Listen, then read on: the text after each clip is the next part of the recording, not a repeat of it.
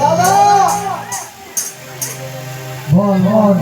আমি জানি দাদা তুমি বৌদিকে কিছু বলবে না, এই জন্য বলে মা ছাড়াও পাপের নিচে থাও, আর আমার হুকার আছে লাউ, বলে লবণ না দিলেও বলে চেটে উঠে খাইতো। এই জন্য বলে মা চলে যাও কিন্তু বউকে কিছু বলা যাবে না।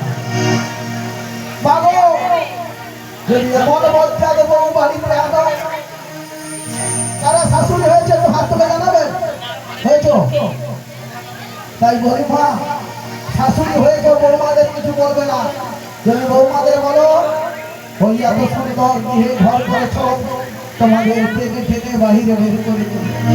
তাই বলি মা তোমরা সকালে সাবধান, এমন যদি মজ্জা দেবো বাড়িতে আনো তোমাদের গৃহের বাহির করে দেবে,